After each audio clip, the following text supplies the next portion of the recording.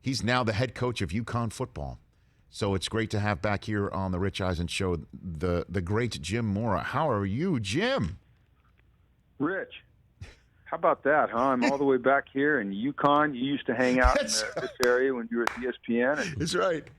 Yeah. I'm back to coaching ball, which is what I love to do, and I tell you what, I couldn't be more excited about it. Yeah, I wanted to reach out to you and ask you how this came about and why it came about. So let's go to the why. Why do you want to?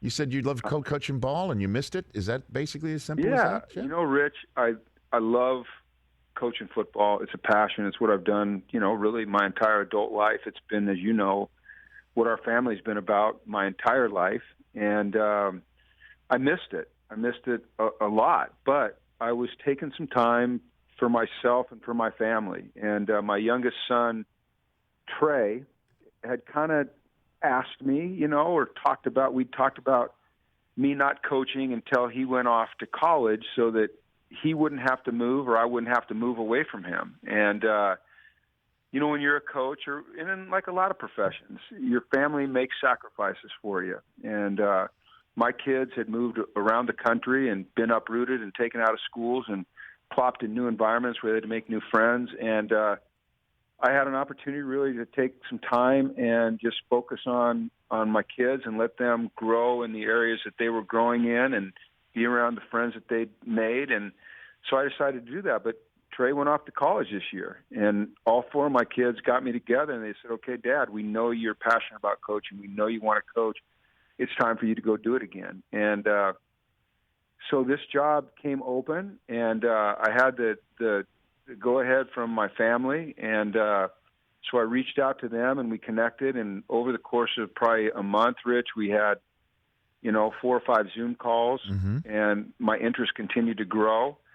I was over in Italy a week and a half ago, and the athletic director, David Benedict, got a hold of me. He says, listen, I want to come and see you in Idaho. I live in Sun Valley, Idaho now. I ski and hike and fly fish and climb and mountain bike and all those fun things. And when I got home from Italy, he was already in Idaho waiting for me.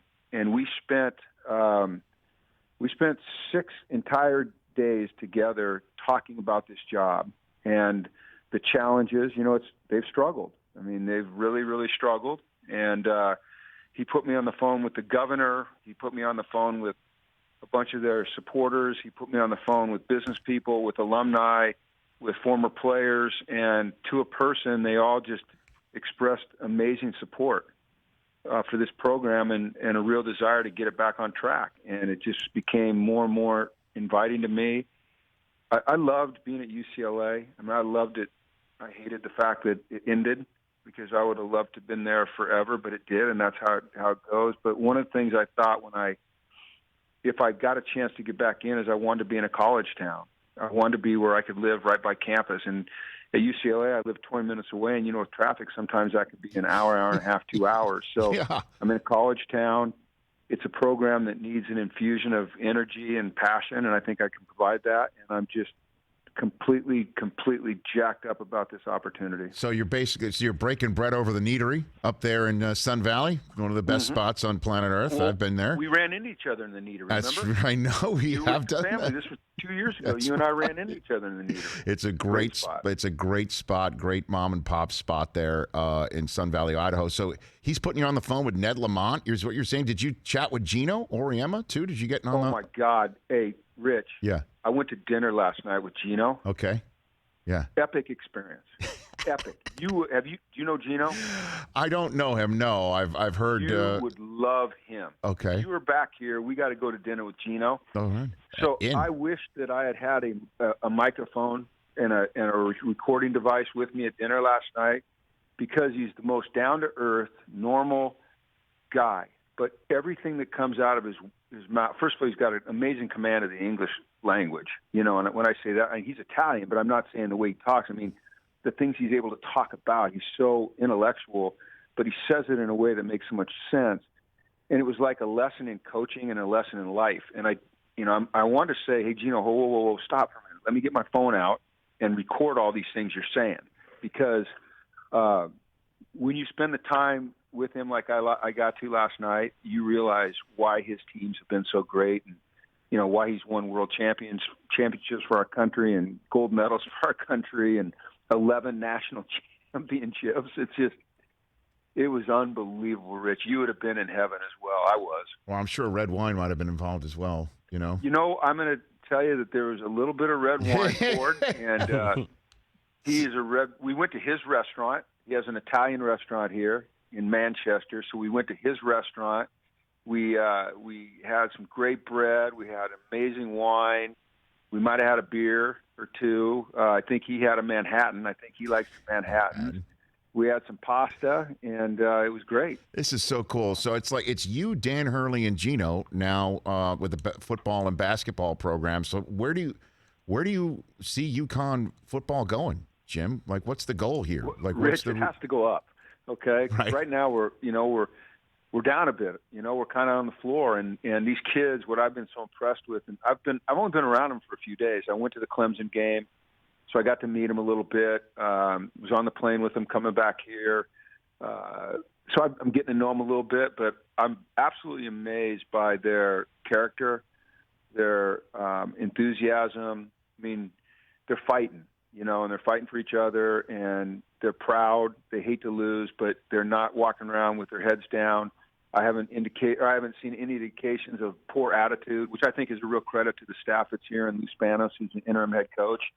But it gives me hope, because it's been a tough year. You lose your head coach early. You're not winning games. You're at a basketball school. Basketball season's starting. Everyone's excited about basketball, and yet you've got a couple games left. And, it'd be really easy to mail it in, and these guys aren't doing that. But, Gino and Dan, they're higher on the totem pole. They're up there. I'm just way down at the base, and I got to try to work my way up, and we've got to work our team's way up, and we will. Jim Mora here on the Rich Eisen Show. Is it fair to say you have experience in coaching football at a basketball school at UCLA? Yeah, it is fair to say that. Is it fair to say that, Jim? UCLA was a basketball school, and I think we flipped it pretty quickly there for a while. And listen, it doesn't matter to me if it's a football school or it's a basketball school, as long as the students come out and support, and we give them something to support. We have to put a product on the field that's exciting to watch, that, gives them a reason to come in the stadium, and we're going to work hard to do that. But I'll tell you, I know you like all sports, but yes, sir. I went to the women's basketball game Sunday. We played Arkansas, and Paige Becker, who is she was the player of the year last year as a true freshman, was, oh my gosh, she put up 34. You didn't even know. Oh, Jim, so smooth. I'll never forget when I first got to ESPN and I moved there for the first time, and I walked into a sports bar one night and the place was packed. It was because they were watching the UConn Huskies with Gino coaching, and I think it was Rebecca Lobo at the time. And it is just an absolutely complete circus whenever the women take the floor for hoops in that state. But the reason why I asked that question was kind of to lead to the concept that your successor at UCLA and Chip Kelly, who built a behemoth up in Oregon, he's not winning at all. I mean, the LA Times just savaged him, basically saying that he's like stealing money here. Is literally the phrase that they use. Is it difficult to win football games at UCLA? Do you think, Jim? To build well, Rich. Yes. I won my fair share. You did. I know that. I know. So, was it difficult? Yeah, it's always difficult to win, but we were 40. But we were 46-30, and that included one bad year. We only had one bad year. We went to 5 bowl games in 6 years. So, yeah, it was a challenge. It wasn't hard. It was fun. I enjoyed it. I was proud of what we did there. I was sorry that it ended, and I was sorry that it ended the way that it did. If life had gone the way I planned it at that time, I would have stayed there until my career was over and, hopefully had some kind of legacy. But that's not the way it happened. And now I'm just fortunate that David Benedict, the AD here, is an amazing guy. I mean, he's a star, and people are going to hear about him if they haven't. But I'm just fortunate to have this chance at UConn. I'm fortunate to be around, like I said, David, Danny. I'm obviously Gino. I mean, they've got, when you're on a college campus, Rich, it's awesome because there's a whole bunch of great coaches you can learn from. When I was at UCLA, Valerie Condos Fields, who was the women's gymnastics coach and in the Hall of Fame. I pick her brain. Corey Close, the women's basketball coach, I pick her brain. Kelly Anoy Perez, who's the women's softball coach, and they win national championships. I pick her brain.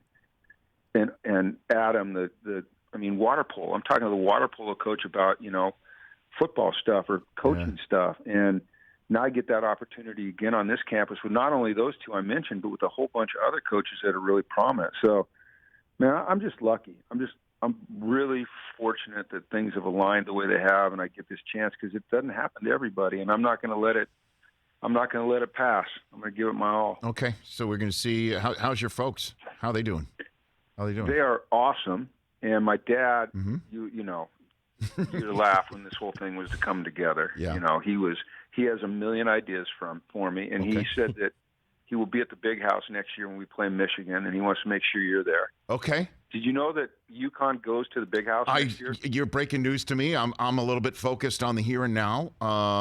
So I am too, but I'm just looking into the future. Yes. And I'm seeing Eisen versus Mora at the Big House. I think it's next September 17th. Okay. And I'd like to invite you right now to come down and be on our sideline with UConn gear on. You know how I feel about you, and you know how I feel about your family. There's another Jim in my life, and you see the guy that wears the khaki pants and the Woody Hayes whatever he wants. Glasses. No, bow glasses. And that's right, the bow glasses. Yes, no, it's okay. I don't want you to get in trouble going to the Big House. And the skinny M, the bow lid too. We're gonna have to just leave, that there. We'll leave it there, and we'll just agree that on that day we're not talking. And, I love it though. So Jim Senior, they're having a great year. Your dad, no, please. I mean, it gets me all. The game against Michigan State was difficult towards the end, but it's all set up. It's all set up for them to potentially still beat Ohio State and get to the Big Ten championship, so on and so forth. But your dad's planning on being an issue though, hadn't it? Beating Ohio State lately. Yeah, Jim, it's been an issue. I didn't mean to bring up No, I know you've been out of college football for 4 years, Jim. So I got to tell you something. Is that when there was all that kind of talk last year about Coach Harbaugh, Jim, and should he stay, should he leave, should they, find someone else? I was so happy they stuck with him, and I'm so happy that after they stuck with him, he's kind of shut everybody up, with the team and the way they played this year. And listen, I can't pick Michigan or Ohio State because, you get in trouble one way or the other. Yeah. I hope, for your sake, it's Thank you, Jim. A good game. Bless you. But, Thank you. I mean, we all know what kind of ball coach Jim Harbaugh is. He's a great one. I appreciate you saying that. And look, so your dad's going to be at the Big House. So again, is he still locked in on movies? Is he still locked in on movies? Your dad, who is my favorite. Goodness sakes. Okay. Yeah. And why? Yeah, you need to get that going. He loves that stuff. Okay. So he was telling me stories the other day. Yeah. You probably know this. When he was a kid, his dad was working for Fox Studio. Yeah. He was like on the lot lighting guy for like Humphrey Bogart, and I mean all these names he was throwing out. I was like, Dad, I never knew that. And this was just a few weeks ago. He told me this, and Elvis Presley came into this, talked to him one time. All these guys. He's got a little history, but yeah, he's seen them all. I love it. Seen all the movies. He's up on it. I'm getting daily advice from him, and what was really funny? One of the first pieces of advice was, Jimmy, listen, I've been thinking about it. You need to be nice to the media. I wasn't ever nice to the media. They weren't my friends. I'm like, Dad, I know, I got it. I am nice with the media. I've been part of the media, man. Yes. I'm nice to them. And, and he gives me one the other day. He says, he goes, this is before I took the job. I've been thinking about this. I've given it a lot of thought. And I go, yeah. And he goes, you got to take this job. If they offer it, you got to take this job. You're an effing competitor. I'm an effing competitor. Guys like us, we're built different. We got to compete. And I'm like, I got you, Dad. And then he calls me. He goes, Jimmy, you know you have the third youngest roster in college football? I go, yeah, Dad, I do. He goes, no. Jimmy, you know you have the third youngest roster. I'm like, Dad, I got you, pal. So he's passionate about it. It's pretty awesome. I mean, it's such a great feeling to have him as a resource and have his support. And he keeps me in line. He keeps me in check, and it's great. I love it. And because you didn't say effing, you're just cleaning it up for this studio audience here, right here, listening to us. He did not say effing. Yeah. He said the full the Monty. thing about my dad is he doesn't cuss a lot. Right. But when he does, he's serious. Well, Indianapolis media knows that, so. No. Hey, how about this? It's the 20th anniversary of playoffs this year. Oh. You know who loves talking about that because he's the one who beat the Colts that day is Mooch. I was the defensive coordinator. That's right. You were. That's right. That's one of the best parts of the story is that the playoffs rant is because the Niners beat the crap out of the Colts, and you were the defensive coordinator. We intercepted Peyton like 4 times. And how about this? How about Mooch? This is Mooch. I talked to Mooch yesterday. He's my guy. I love him. He's our guy too. Yeah. Mooch, we go in after the game, and we just beat my dad's team, which it was great to win, but it wasn't fun to beat your dad. Of course. And Mooch gives me the damn game ball. And I we go back to the coach's locker room, and I go, "Hey, Mooch, I don't want this damn thing. That's my dad over there." And then, of course, Dr. York made me pay for the game ball, I think. Wow. Oh, my Jim, so you're right about that. I'm like, Mooch, I don't want this thing, man. Jim, you're right. Picked off Peyton Manning 4 times. Yep. 40-21, absolute beatdown. Playoffs? You talk about playoffs? Hey, Rich, I got to pump him right now. Please. So my dad, as you know, has hated that forever, right? Uh-huh. That he's remembered for that. He just got on Cameo.